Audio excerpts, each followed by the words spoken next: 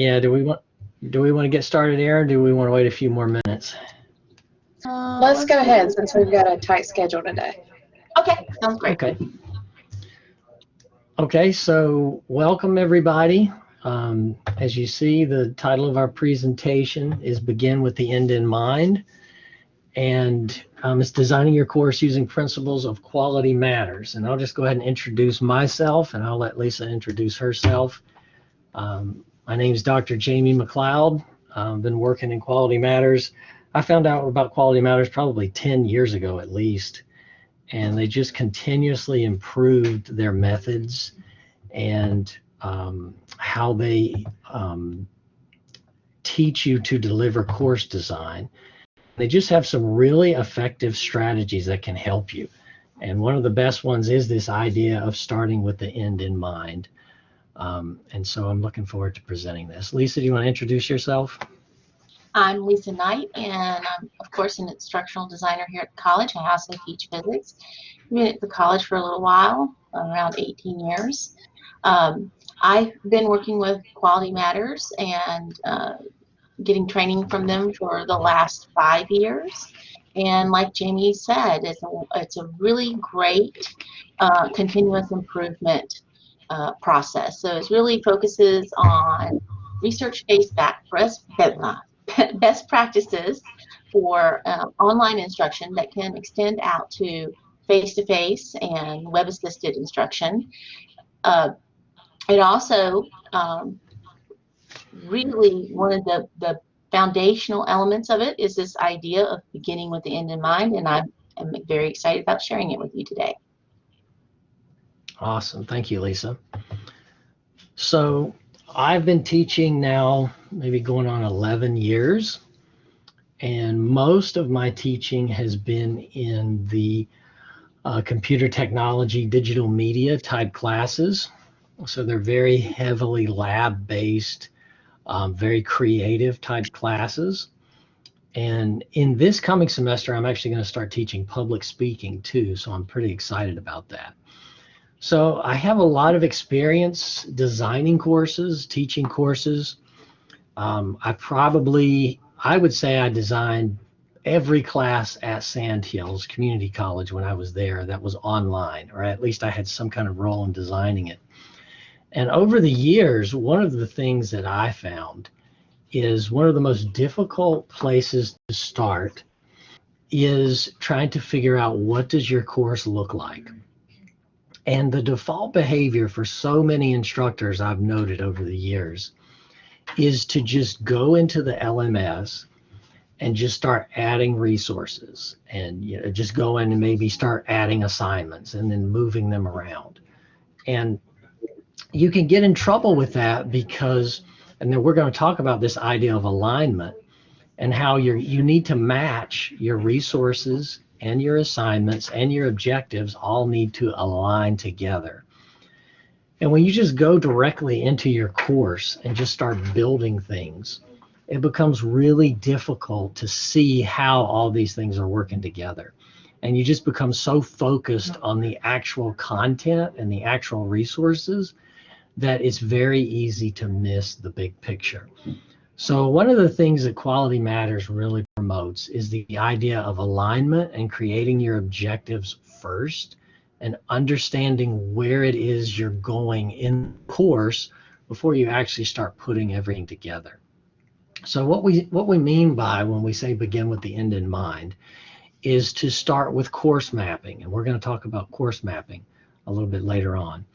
But the basics of course mapping is you start with the very first item in your course, which is also the end of your course, and that would be your course objectives. So once the students complete your course, what is it you want them to be able to do? What are the skills that they're going to have?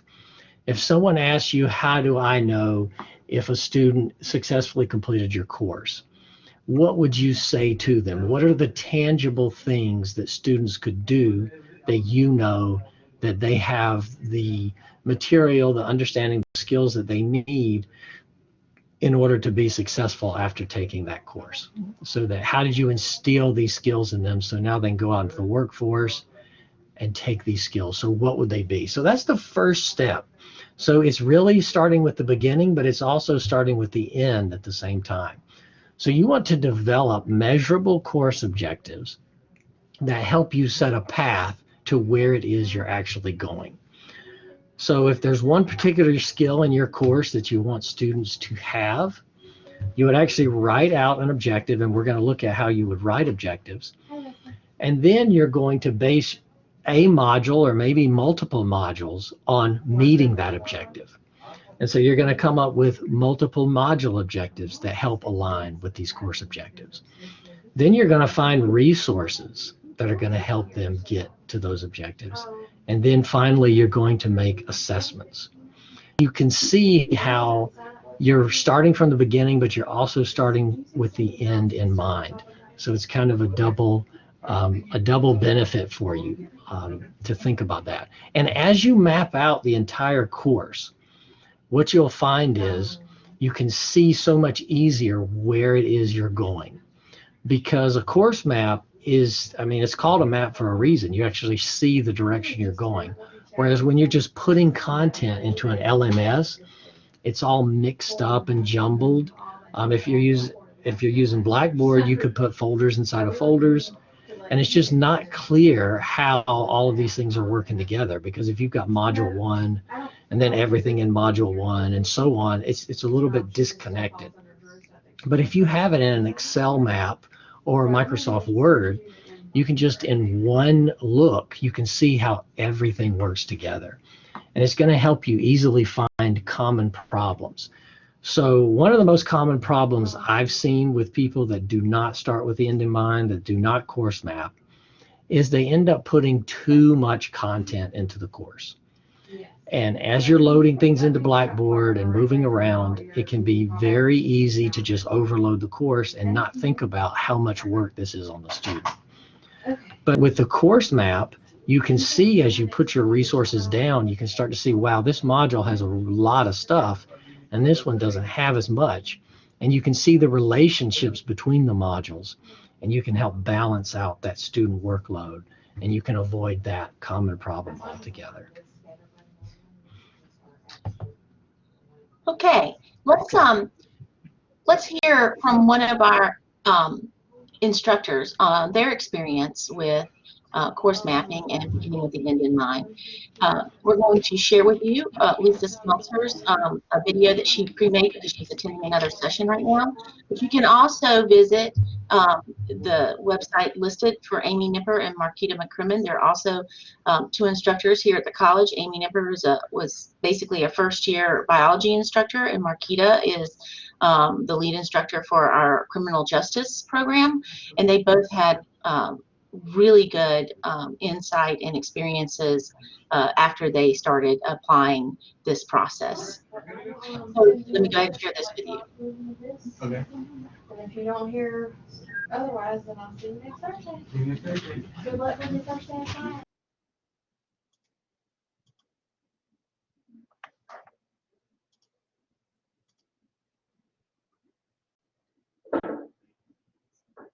Hi, thank you so much for letting me join you virtually. My name is Dr. Lisa Smeltzer, and I'm the lead instructor for biotechnology programs here at Central Carolina. Biotechnology operates both in continuing education as biowork and also as a curriculum degree program. It also resides in CTE, so a very technical based program, but also has a lot of foundational science as well. I took the Quality Matters online course earlier this year, and I also worked on course development of new courses with Jamie.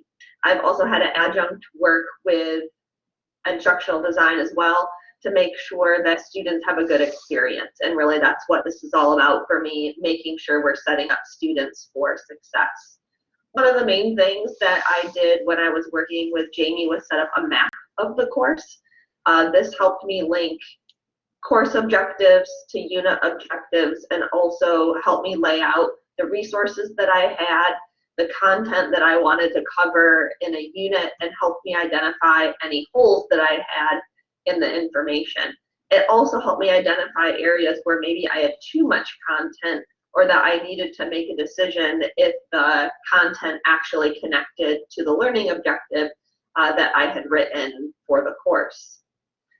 This really helped increase my confidence in course development. For me anyways, when I'm building a new course, I'm like, oh my gosh, this is so much work. I don't know how I'm gonna get it done. I need some help. And really the instructional designers are there to be that support system. And so it increased my confidence in being able to develop, design, and then implement a new course with something that I was proud of. I really like to make sure that things that I'm doing are quality and that students are going to have a good experience, and making sure that I had a course map and worked with the end in mind really allowed me to do that. I also think it made the process more efficient. So on the front end, it was a lot more work initially, but once I got going and once I got the first unit laid out and structurally organized, honestly, that made the rest of it so much easier. I'm also using the same structure in a class that I'm building this semester. So I actually copied my Blackboard shell from a different course into this one, so I could use that same structure and the same organization, not only for my sanity, but I think that'll be helpful for the students to kind of see the same layout as well. And then the last piece that I'll touch on today is just really with the end in mind. So biotechnology is very driven by the industry. And while Pfizer has been a great partner of the college, we have more and more industry coming in. So our students need to have skills, and they want to be able to get a job in industry, whether that's by taking just one course with us or the entire degree. So the end in mind for me is making sure that students have the skills that industry is specifically looking for. Some of those are skills like a basic science foundation, but we have a lot of new and emerging technologies, especially in the area of cell and gene therapy, that I want to make sure that our students have exposure to. So for example, we got a piece of equipment for our bioprocess measurements class that is something that builds a skill that students would use in that type of new and emerging operation, and I built that directly into my learning objectives. So I knew that there was some information and some skills that students needed to address this emerging technology. So because I knew that up front, I was able to tailor the learning objectives from the course description and the Common Course Library, and also address our local industry need.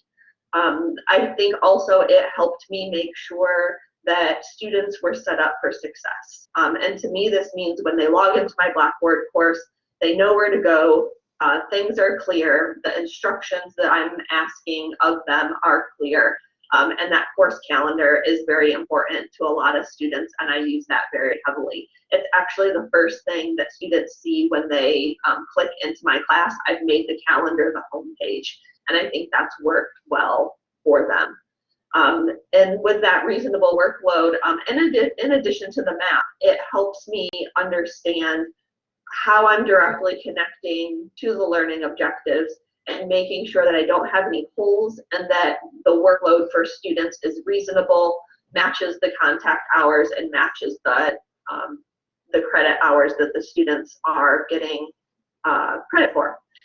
So I really have enjoyed working with an instructional designer. Jamie is fantastic, and I'm sure Lisa is as well. It really has been helpful for me as an instructor to be able to design new courses, and I imagine, of course, redesign would work similarly. So I appreciate you letting me share with you today, and I hope you have a great rest of your day.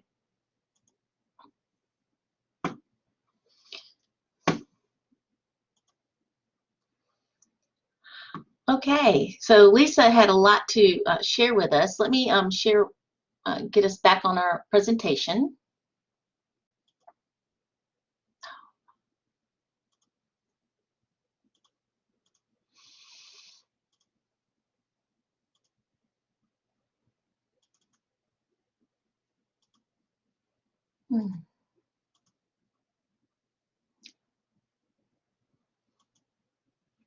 Here we go.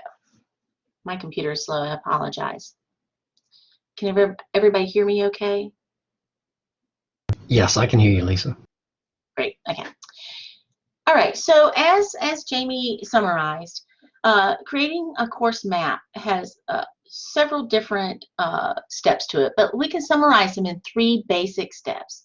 The very first step is to identify the desired outcomes.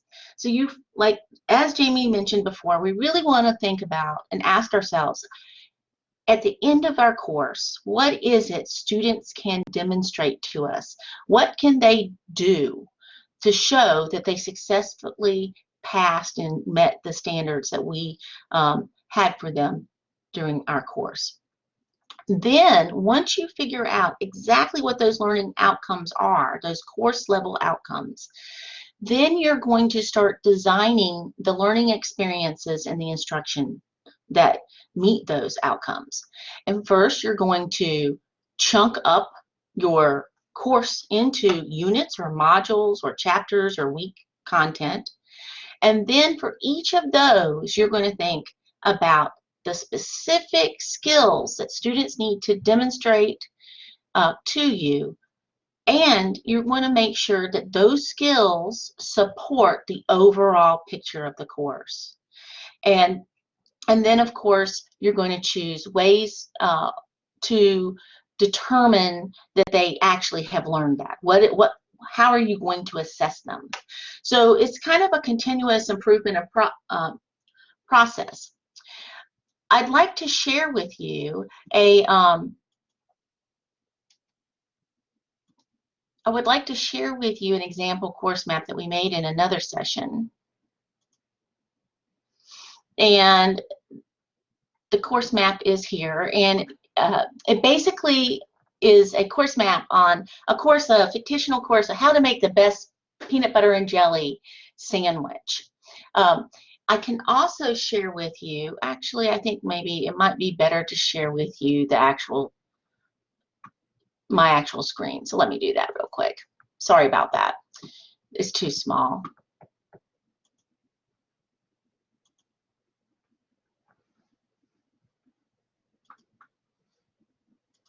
There we go. I think this will work better for us in the long run. All right, and let me just increase it. Here we go.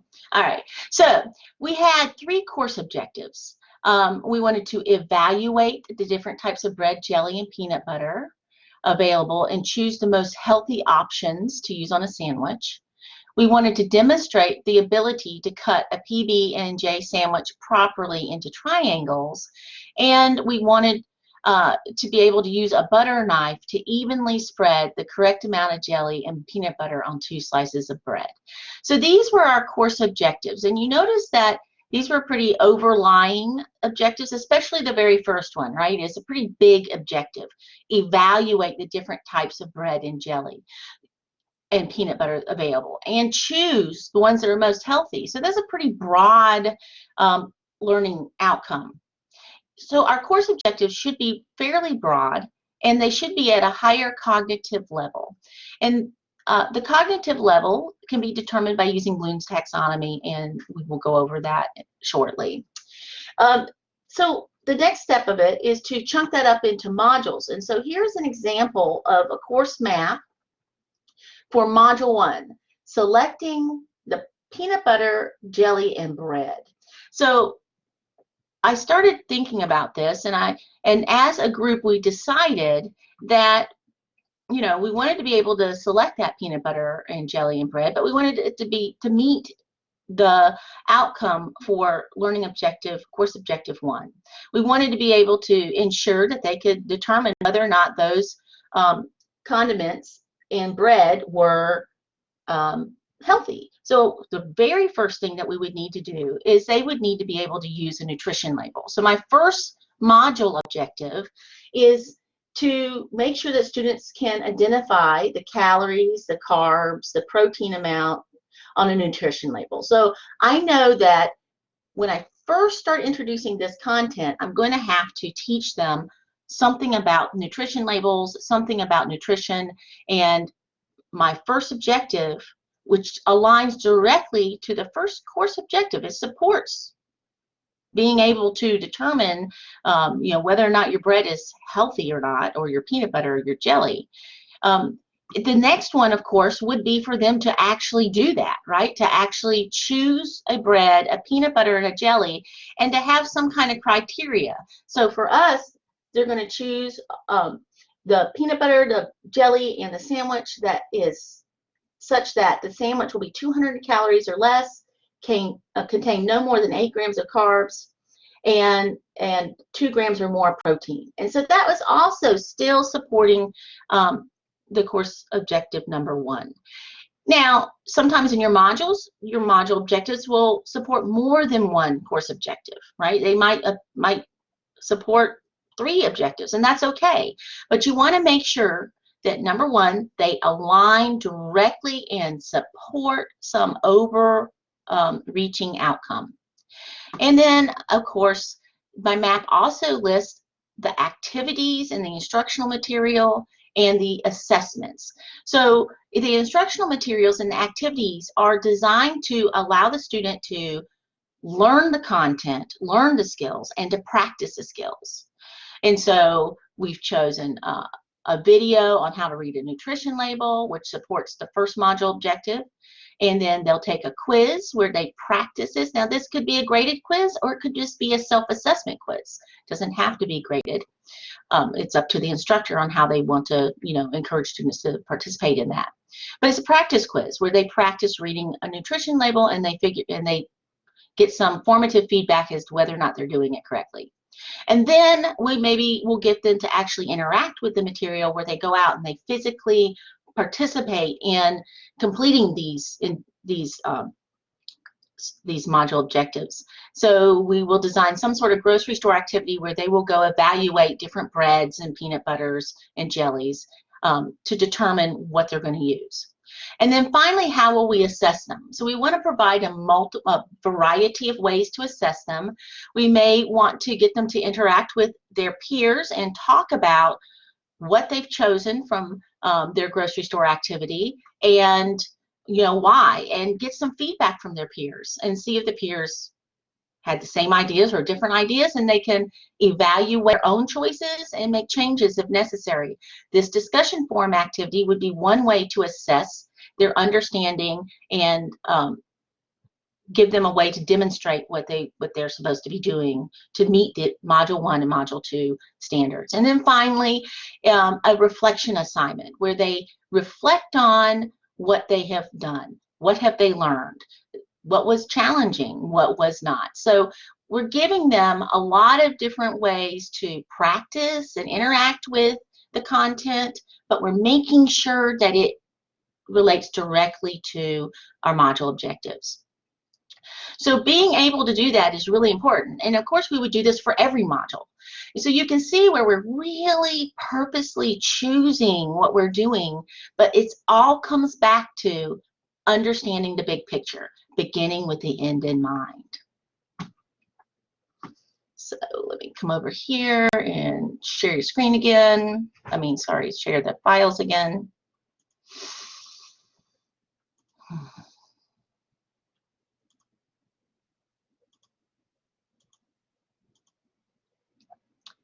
And now Jamie will talk a little bit to us about how we write these objectives.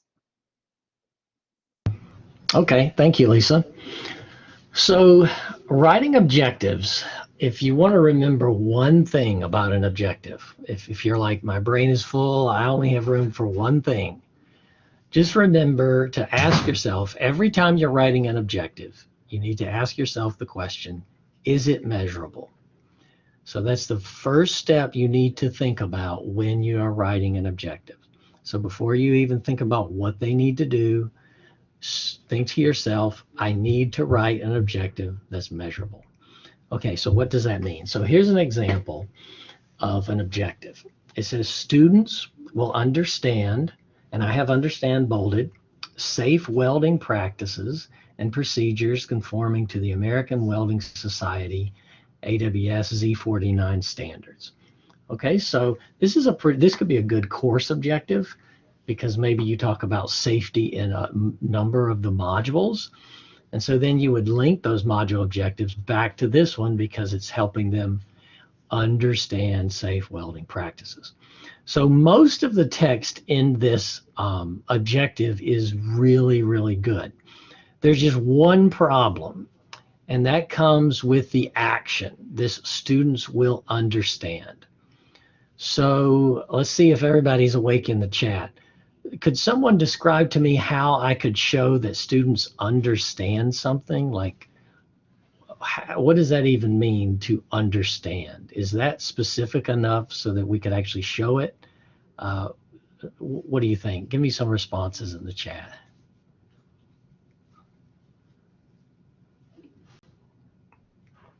Okay, quizzes. Any other ideas?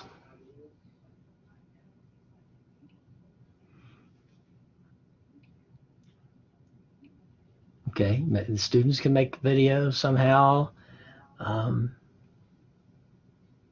Yep, so we got an application. Yep, they can perform a duty that shows the objective. Okay, so I'm getting a lot of different ideas here. So it looks like from your responses, you already see not many of you are too crazy about the idea of understand. So yes, you could make quizzes and maybe they could show that they understand, but it's really a weak word to use for making something measurable. I saw someone mention the word demonstrate, and that might be a good fit here. And it's all going to depend on the kinds of assessments you do to meet these objectives. So I'm not 100% familiar with welding, but I would imagine at some point the student will have to show the instructor physically or through a video or some way proper safety procedures that they know how to follow it, like putting on their mask, putting on the proper gear in the proper way, aiming the torch and things like that in the proper direction, handling it properly. Because I would imagine before they graduate their students, they would want to make sure that the students can demonstrate that they know how to safely do this. So a really good action word here would be demonstrate. So it's more specific. So if an outsider comes in that doesn't know anything about welding, it would be difficult for someone that doesn't know the subject matter to understand, well, how do I know that they understand that? So just looking at it from an outsider's perspective, you can see how it might be really vague to demonstrate that they're understanding something. But the word demonstrate, you can clearly show to someone that knows nothing about welding. I have them put on the safety equipment. I have them use the equipment to make sure they're using it properly. And so you can easily show and have different types of assessments that show the students demonstrating that they understand these practices. Okay, so this would be a good course objective. Students will demonstrate. And then what you could do in your modules is then you would write measurable module objectives that would help align to this. So can anybody think, I don't know that we have any welders in here, but can you think about maybe something that we could do in a module that would be measurable, show that students demonstrate safe welding practices? Do I have any ideas in the chat? What would you think might show that? I've given you some as I was talking. Yeah, a hands-on test. So if we had a hands-on test, properly done the equipment, right? So then we could use other action verbs in the module. Have the student write perfect. So these are all good examples. So you're thinking about how you're going to assess them. So then you would write the module objective in a measurable way that would show that they're doing this. So there's lots of different words that you can use, and there's lots of different levels. Some of them as basic as remembering, some of them as advanced as actually creating new content. So Lisa shared a link, a Google Doc link. So if everyone could click that, I highly encourage you. I'm not going to share it because I want you to click it And I highly encourage you to download it and put it somewhere that you can reference. Because you might be saying to yourself, well, how do I know what action verbs to come up with? That's too hard. Well, it's kind of a cheat sheet that shows you what's possible. It's certainly not the only verbs that you can use, but it's a great reference to get started on what writing measurable verbs looks like. So go ahead and pull up that if you haven't done it already. And so this first one, students will describe. Yeah. So the first one, students will describe the steps of photosynthesis. So this is an example of a measurable learning objective. So why is it measurable? So first, let's look. So where's the action taking place? Can someone tell me where's the action in that sentence?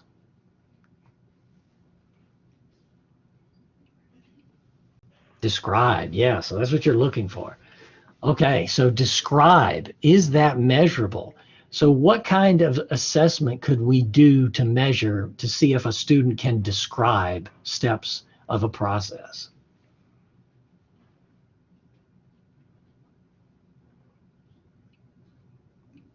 Essay question. Yep, Lisa, that's exactly what I was thinking. Yep, an essay format test. Okay, that's probably one of the easiest ways. So you would just put an essay. It could be a standalone essay. It could be a writing assignment. It could be an essay question inside of a test. So it's just part of, you're assessing other things and you put this here to meet this objective. You put this in the test. And so then the students you would ask them, please describe the steps of photosynthesis. And then they have to be able to describe it in order to meet that. So there's an excellent example. The second one, students will demonstrate how to rotate and balance tires on a car. So here's another really good example. So if you're face-to-face, you would just have a lab assessment where you would let students go and then demonstrate that they know how to rotate and balance car tires. In an online course, this would be something that you would want them to record themselves doing and demonstrating that they know how to do it. So there's another good example. So here's the third one. Students will identify safe welding practices and procedures.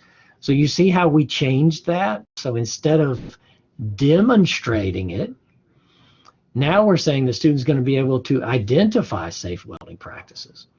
So if we want to test to see if students can identify a safe welding practice, what do you think something we could do with that?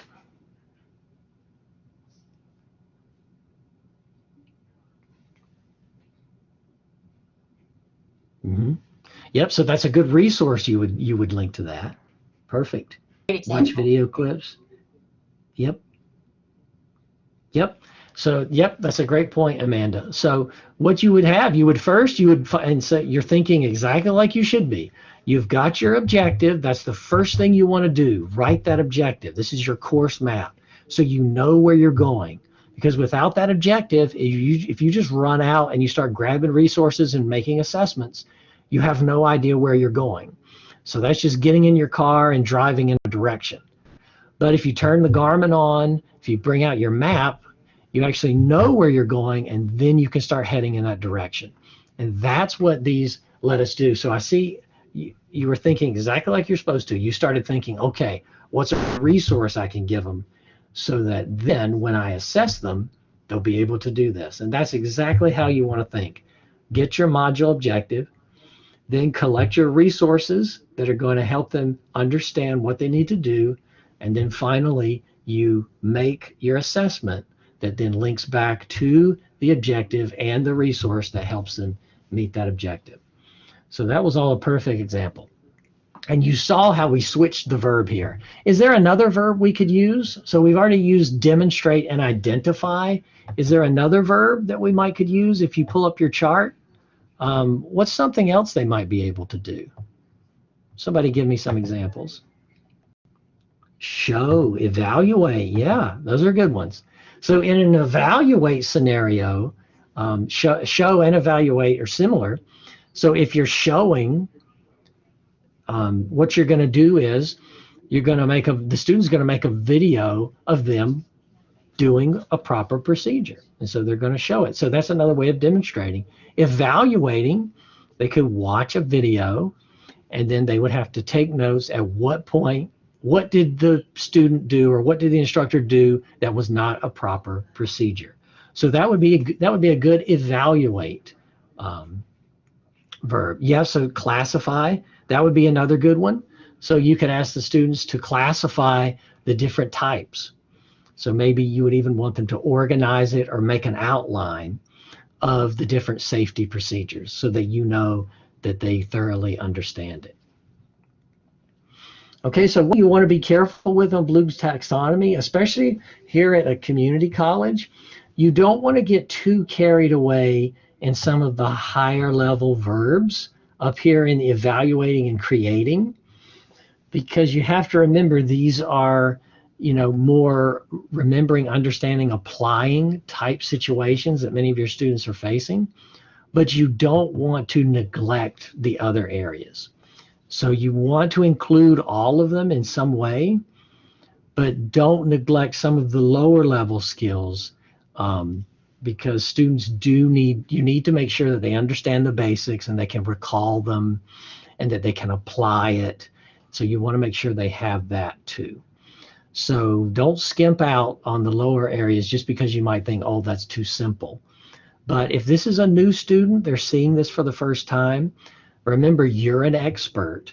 And so don't take that for granted that they're seeing this for the first time. Okay, so what we just did was alignment. And so we purposely chose our content based on our objective. And then we selected activities, resources, and assessments that all work together to meet the objective. And that is how you create a course, and that's how you begin with the end in mind. Okay, I'm going to turn it over to you, Lisa.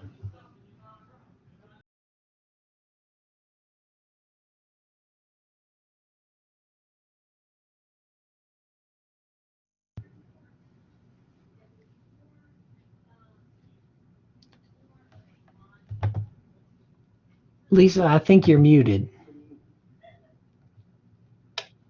Oops. All right, I'll start over again. She's going to give some great examples. So we have 3 objectives here.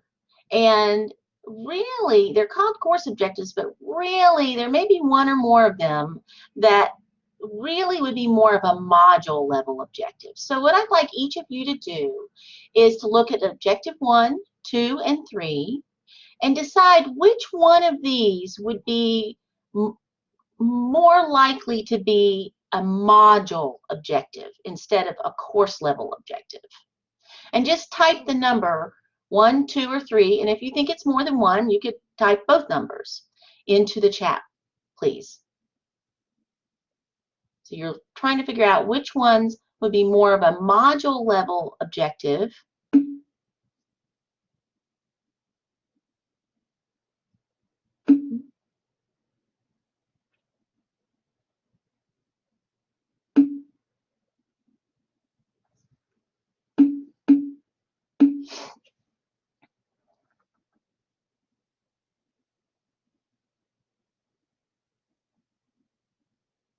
Okay.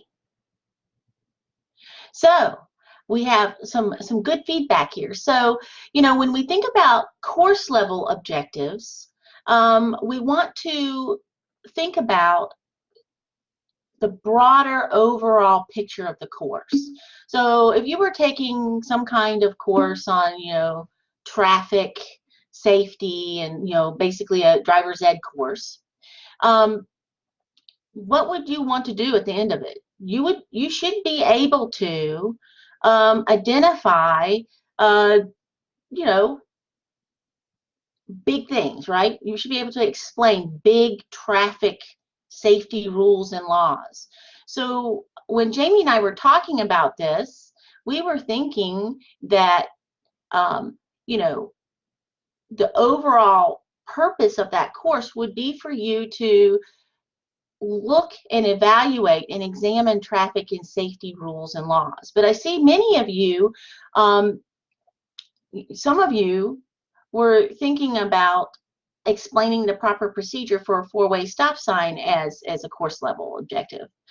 For sure, I agree. The match traffic signs to proper definition, that probably is more of a module level objective, because it's really it's a lower level cognitive skill, right? You're matching signs to definitions. So it's like under the remember category of cognitive thinking. And you really have to be able to do that before you can ever examine traffic safety rules and laws, right? It's much more of a lower level skill to demonstrate. So when we're writing our course level objectives, and we're writing our module level objectives, we want to make sure that our course level objectives are using action verbs that are a little higher cognitive level on Bloom's taxonomy than our module level objectives use. Because really, if you think about it, what we're doing in our modules is we're chunking up that information, and we're telling our students, okay, in this module, you're going to learn this little piece of information, you're going to learn how to do this little skill set and this little skill set, and every skill that they learn, every piece of information or concept that they learn or can demonstrate to you in that module has to support something bigger, right? The bigger outcome for the course. And usually when you write your course level objectives, you're going to use verbs that are higher on Bloom's taxonomy's cognitive skills than the module level objectives are. So we were thinking that matching traffic signs to the proper definition and explaining the proper procedure for a four-way stop sign intersection would be more module level objectives, because they really are specific skill sets that are related to understanding the overall traffic rules and laws. So if we were going to maybe pick some some resources for those module objectives. Can you guys, so when I say resources, when we're developing a class, we have to have instructional resources like videos and readings and some kind of activity where they practice learning what they've done. And it can be graded, and it doesn't have to be graded. So if we were going to pick some kind of activity, for example, module objective 1, matching traffic signs to proper definitions, what would be some resources that we would provide students with to learn how to do that, and what would be some resources we would provide students with to practice doing that? So if you would, share what you think in the chat.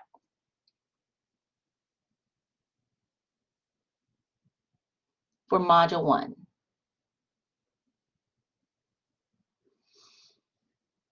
And just think to yourself how you will teach them how to do module, how to demonstrate module 1, and how you will allow them to practice it. Photos of signs, and have them look at signs in their neighborhood and explain them. Oh, that's a good idea. Pictures of actual road signs in the local community. So you would provide them with, examples, right? They need to know what the signs mean, right? So that's very good. You have the license office driver's education book, right? The book. I don't know how many of you have had to. I remember my 2 kids not too long ago just went and got their driver's license, and I remember the book and I remember the page where they have all the pictures of the signs and the sign shapes and what the signs mean, and that's like one of the tests, right? So definitely, that's a great resource. So you would give them that. And then for them to practice doing it, I think you guys have come up with great ideas. I love the idea of them going through their neighborhood, finding examples of photos of signs, and then telling what they mean, and kind of reinforcing what they're learning in that book. Because to me, I know for me as a learner, when I am learning something, it makes more sense to apply it to something that I understand and that I'm familiar with. And so being able to go and recognize that in the world right around me, where I live, is a great idea. And then, of course, you want to assess them. So if we wanted to select assessments, what would be a great way for them to demonstrate to you in a graded way that they have actually done that you would actually grade for, like,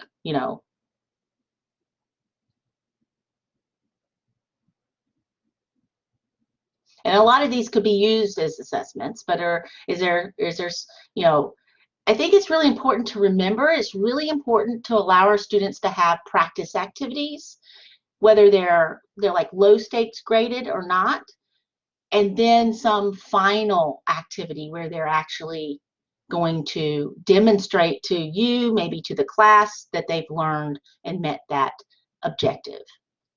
So think about ways that we can assess students for Module 1 that might be above and beyond what you guys have already mentioned. Maybe thinking outside of the box a little bit.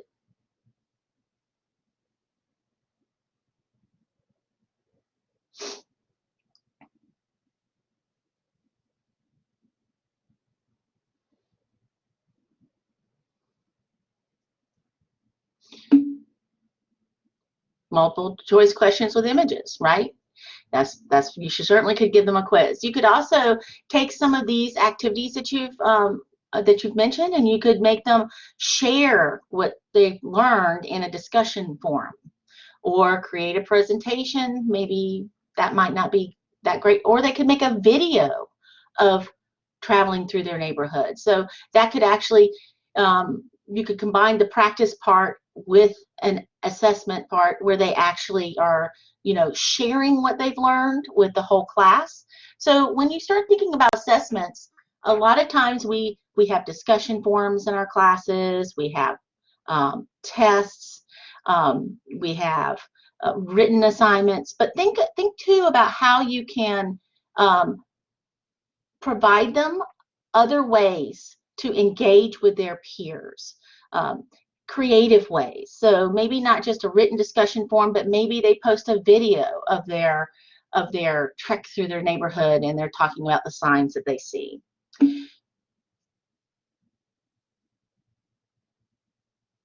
Oh, I like that, Scott. Very good. Make a booklet of signs and have them hold up the answer as you give them the sign you want. That's awesome. Very good. Awesome. So I hope that you guys have gotten a little bit, a little more familiar with the idea of course mapping. And I want to impress upon you that if you want to learn more about this, you want to maybe take a look at your course and maybe start evaluating it by mapping it to see how well your activities align with the overall outcomes for your course. We will be glad to sit down with you and help you do that. And you can request services from us if you go to the Center of Academic Excellence webpage on the CCCC website and click on instructional design. There is a help request form on there that you can use. So we definitely, or you can email us, or you can call us. We will be glad to work with you. And lastly, are there any questions?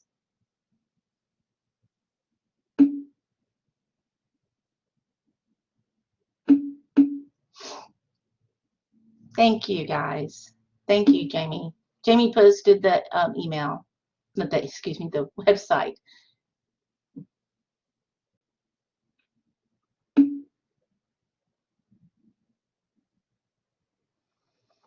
Thanks. Did we stop recording?